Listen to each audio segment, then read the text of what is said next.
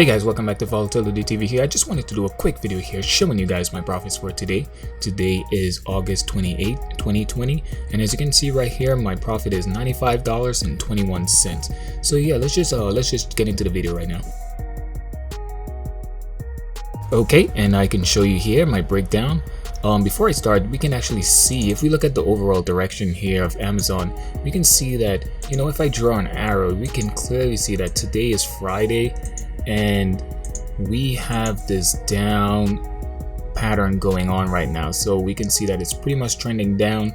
Yesterday we held above 34.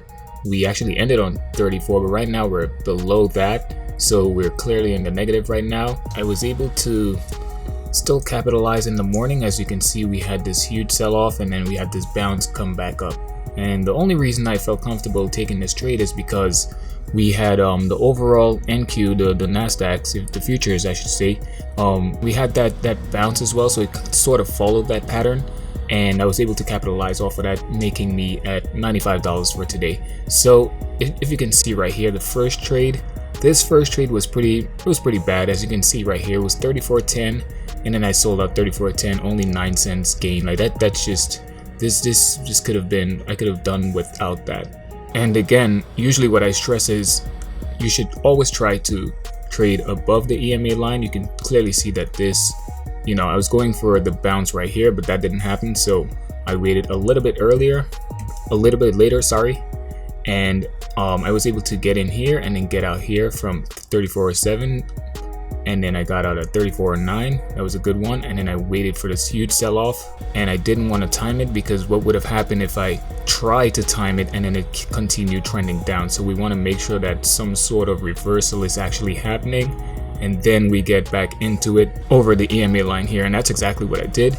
I got in at 34.8, and then I got out here at 34.806, making me my that would have been my third trade, and then my fourth and fifth trade I was able to get in here, another and another one right here. So $1 and then another $1 right here, bringing me up to 95 on the day. So I just want to say, right after that, you can clearly see that it never hit this high point again.